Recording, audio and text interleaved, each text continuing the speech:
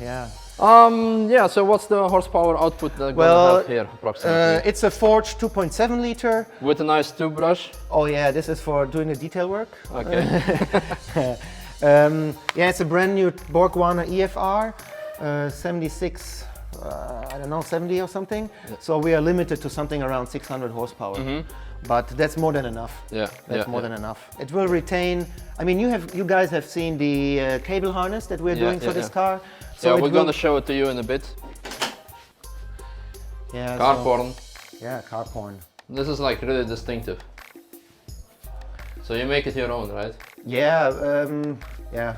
I come from a family who produce cable harnesses for the German automotive industry for 25 years. Okay. We currently do some special projects, and our products have won 24 Hours of Le Mans, Spa.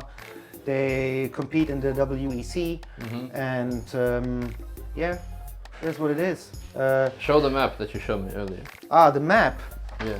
Yeah. So this is basically where you... This is where you dig in when you want to optimize electronics. So you need to understand all this and make the right decisions on what to eliminate in order to get this car started up. Yeah, it's not so easy. Okay, with the old Skyline, there is no CAN system to that sense, so it's much easier than the modern cars. Yeah. But still, it's a hassle, especially with this car, because this is the electronics out of one car. Yeah. And the car is 25 years old. Yeah. And, you know, since the fusion of Renault and Nissan, for example, there was Renault, they had these, it was a coupe, I don't know, Laguna Coupe, I think it was called, and they advertised a huge thing, rear wheel steering. Yeah. It was nothing else than a 25-year-old Atessa system from the Nissan Skyline, you know. Boo, as well. Yeah.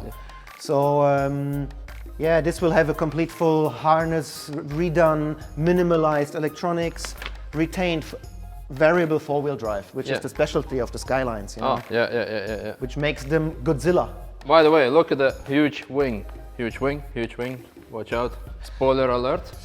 This spoiler comes from a Gumpert Apollo. Oh, is it? Yeah. Looks amazing. Okay, we'll move on to another part, and this is actually how we met each other, more or less. For comrades who know me or don't know me, well, I used to run Time Attack. I had a 700 horsepower Subaru Impreza, but then the engine kind of blew up because I was spending more money on vodka than on the engine parts. I didn't have the drive sump, and then when I went into the corner, the engine kind of said, you know what, fuck you, Boris, and it went bam. And after that I was like, nah, I don't want to rebuild it, so I sold it in parts, and he kind of bought most of the engine parts, and here it is. So he is not spending, well, he's not saving money. He does have RCM, Roger Clark Motorsport. Yeah, that's the initial. That's the initial part to have a bulletproof engine. Yeah. Although in motorsport or high performance tuning, nothing is bulletproof. There's so many factors that can mess up a day. Yep. Or a year or two. So I used to run 2.2 WRC closed deck engine. Well, for Subaru guys it does say a lot, for other guys it doesn't say, but like, well, whatever. I had a 2.2, this is a 2.5 AG 2. Not JZ, but AG, EG or whatever. Yeah, and we have basically converted this 2.5 liter into a closed deck. Yeah. Which is a closed deck. That means, so this where the water flow is here, usually it's open, completely open, and now it's closed because when you run a lot of boost, it's gonna, oh yeah, perfect.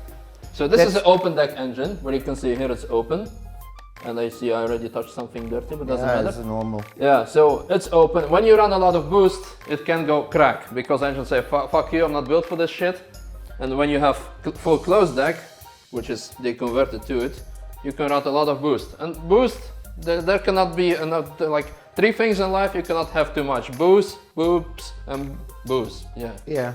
So this is booze. And boobs. And this car, will this car be running on booze, on E85? Or? Yeah, of course. We will have a flex fuel. Yeah. So the client is actually from Cologne, close to Cologne in Germany. So you might even see it on the Nürburgring one day. I hope so. I hope so a lot. So this car will have a flex fuel system. You can run whatever fuel you really want. Yeah. But for the high horsepower maps, obviously E85, bioethanol, and with these WRC 14mm head studs. Yeah, in stock they come in 12mm, or in those are the stock. So this is the difference again for a lot of boost. You can see the difference stock. Where's my finger? Here, stock versus modified. So it can handle a lot of pressure and abuse. Yeah.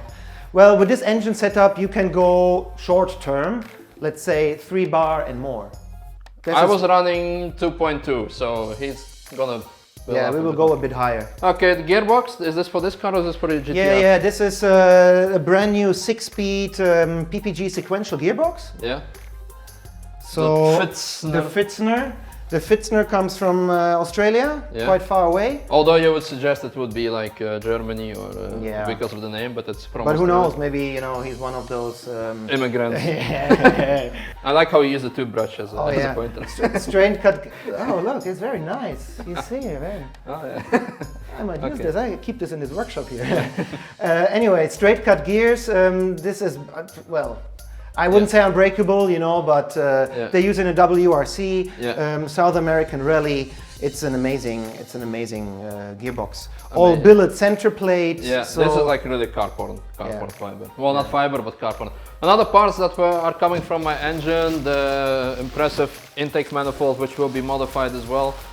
And the Perrin exhaust downpipe, and you have to modify it, right? Yeah, because my car was like really no bullshit race car, no air conditioning, and the customer gonna run it with air conditioning, everyday car, and because of the air conditioning pump, we will have some issues. Yeah. What's this? Oh, this is a 6-peak sequential center plate. It came in on Thursday. It's one of the first in Europe. Brand new PPG for the Nissan Skyline R32. Yeah. So you will see that car later. Will run around 1,200 horsepower to the wheels. Yeah. And all I like how he's saying like that, like 1,200 horsepower. So this is Carporn for me because it's extra bling, nice blue, anodized. I love these small details. And the fun part, you probably won't see anything of it because it'll be under the car. It's underneath the car, you don't see it, but Looks good. Okay, so let's move on to another section of Carporn, what we have here. So basically this is kind of unhandy, but doesn't matter. So this is the car where everything is going into. It's a 2013? 13. Yeah, 13. STI. STI, yeah. We imported some nice wheels, Advan wheels with. It has already like a high handbrake, so Ken Block could do his thing if he would stop being Ford fanboy. Yeah. And something here, the dry sump. Also very fist friendly. This gear lever. You have to rape it sometimes. Oh yeah, okay. But, I know what you mean. Yeah, maybe very we nice. Should get away before you get some funny ideas. Another Carporn is over there. Can we show this? Yeah, of course. Absolutely. We go. You love that, yeah? I freaking in love with this. So this is a BMW. You can tell it by the badge. You can tell it old school badge. You can see it's original. They changed the font and the color is still amazing. Hold on, so you get an idea of the lines. Wow. Wow. It kind of looks like 507, but then again it doesn't. And this is actually the first type of this model that I saw in person. So you had to explain me a couple of things. So this is a 3200 CS. Bertone. Bertone, built by Bertone, the same comrades that built Ferraris and that kind of stuff. Yeah. But and talking about Ferrari, we had a little problem with the blinker cover. Yeah. And did it catch fire or what? I don't know. With the restoration, it's not so professional. But we found it in the end. But we have inquired for this light at BMW. It's not a BMW light. It's a Ferrari light. Oh, is it? And it's a classic piece. It's very hard to get. Yeah. Almost impossible. Yeah. Okay. So about the numbers, 3,200 cents for the engine. It's a 3.2. It's 3.2 V8. V8. Double Solex carburetors. Yeah. Was completely rebuilt. And I like how the engines were made in the past that you could like assemble them yourself. So on the heads it says like the ignition sequence. So 1, 5, 4 and so on. So if you mess up the ignition you can fix it yourself. Yeah. How many of those were built? Well, apparently, that's the history. 603 pieces were ever built. Apparently there's 57 still in use or in good condition. Yeah. But this car is very special and it's been certified by BMW based on its vehicle identity number, Yeah. which you can see here. It's the only car that ever left the production line in this color. Okay, so this is the only one of The those only like one that. in Enzian Blau. Yeah, which is Bavarian blue. Yeah, more or sort less. of, yeah. And yeah. The status immaculate. Another fun part is, well, obviously because of its like numbers, that is only pretty much the only one. You would think after the restoration, well, you wouldn't think it is like that. It will be worth shitload of money. Let's just, it's a fact.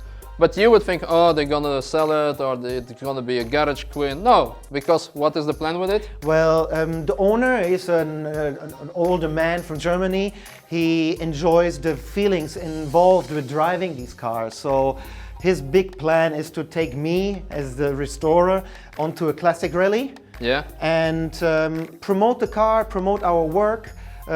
His next project will be a Porsche 356. Another So, piece of Carporn. Yeah, vintage very, very Carporn. nice car. But this car might be sold eventually. Yeah, but of course. But the initial want plan to- is to go drive with it. So Yeah, I we really want to drive with appreciate it alike. So let's move on to the other pieces of Carporn. And you can see that he has all kinds of things. So this crazy computer here, those more or less stock cars. This here is very interesting because, I mean, you know, you lived in Holland, you know? Yeah. So we have some issues with this car. It came in, it's an aftermarket turbo upgrade. Okay. It's a 2-liter Renault Sport engine. Yeah. Yeah. Turbo upgrade, GT28, and it's running on a Dutch ECU that basically failed. So we are now going into EcuMaster, Yeah. which is a new ECU on the market, Yeah. and the problem is, well, the problem is always the time, because Yes. there is never time for anything, but well, we have to build this whole electronic system from Yeah. scratch, Yeah, basically. yeah. Yeah. Okay, you may take a quick break now because there's a lot of more Carporn incoming. Are you ready? Are you ready? Are you ready? Okay, well, I warned you. So Yeah. let's start with this first. It's like a lesser Carporn, but still a Carporn for connoisseurs. Well, this Ukrainian also, this flag? is, yeah, Ukrainian, yeah. This is my personal car, and I've imported it from Japan. It's an official auto-select demo car, which competed in Time Attack. Okay. The For those who don't know, Auto Select is like Japanese HKS. Well, it's very high up it's there. Very high up. Very, very, very high up there. So this car is special because, like I said, it's their official demo car, and now you can see the different approaches the Japanese do. Look at how they reinforce their chassis. Yeah. Yeah. So there is that. It's countless. It's countless rivets, and Yeah. they're all stainless steel rivets. So they don't delete weight; they add weight. Yeah, much yeah, to yeah, it. yeah. The plan here, 2.8. Plus co-elimination. The high case elimination. Yeah. At the moment, it just keeps collecting parts. So one day there will come the time and we will actually do something to the car. Yeah. The plan is RB30 with top mount twin EFR turbos. And this car will have a H pattern 5-gear OS-Deacon gearbox. Yeah. So short pattern. Short pattern, So you can, really, really nice car for the track. yeah. But also hill climbs, road car, Yeah. perfect. I estimate around 850 horsepower to do. Which is more than enough. Yeah, it's a V-spec, I think. I don't even know. No, I don't know. GTR, the badges. Gold badge though. Okay, this is my personal baby. You have seen the PPG center plate of Yeah. the 6-speed sequential. Yeah. This car is very interesting. Was running 5 years, no problem. I was abusing the car. It ran 970 horsepowers. But then one day I decided to buy a quality set of tires. Oh. So I went Pirelli P0. No, it's the one. That's not those. No, I forgot the name. Hold on, how are they called? Oh, the P0 Trofeo. Trofeo, Sorry, that's yeah. the E-marked semi-slick. Yeah. So the slip that I was used to Yeah. saved always my gearbox, Yeah. because not the entire new torque went into the Yeah, gearbox. yeah, yeah. So now no more slip immediately. OS-Deacon 5-speed gearbox gone. Okay. So I have to upgrade and Let's play the smallest violin here. Yeah. So you have seen the Porn over there. It's Yeah, yeah. 3 big boxes. This car will go 6-speed full sequential. with the Cyvex ECU. Yeah. So I will have ALS, rolling ALS. Yeah. This is actually anti-lag system. Anti-lag system, sorry, yeah. Launch control, various boost maps, flex fuel, carbon fiber prop shaft, 2.8 liters, what's it called? Displacement engine? No, 2.8 liter, yeah, stage 3 HKS engine. Okay. So this is a billet Farndon crank, which is not available anymore. Yeah, and the biggest thing is basically the turbo change. I was running an old school T88 ready. By the way, that turbo was designed for a Caterpillar with a displacement of 12 or 24 liters of engine. But the Japanese, they have basically taken it and they use it for whatever. It's an awesome turbo, but we will go probably precision or EFR, Borg Warner. Yeah. Let's save this for the last. This is like my most favorite thing that we see here.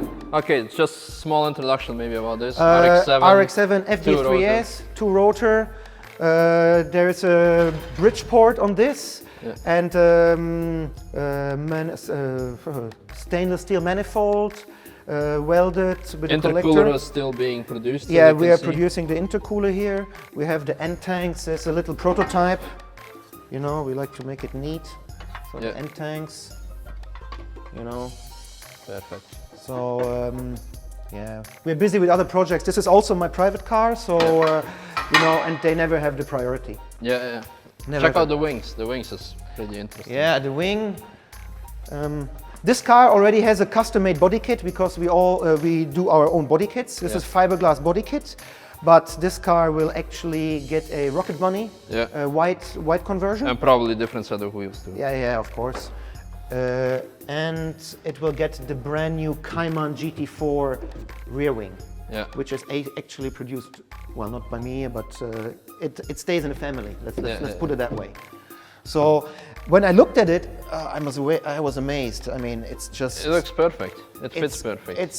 It has been done for this car. It's not. It has not been done for a Porsche. Yeah. So. Sorry. Well, and speaking of Porsche, the final car. Yeah. Don't drop carbon fiber parts. We don't know what it is, but heavy duty. This car, the 996 Carrera 4S. And you can get a lot of S with it, yes, that's 4S.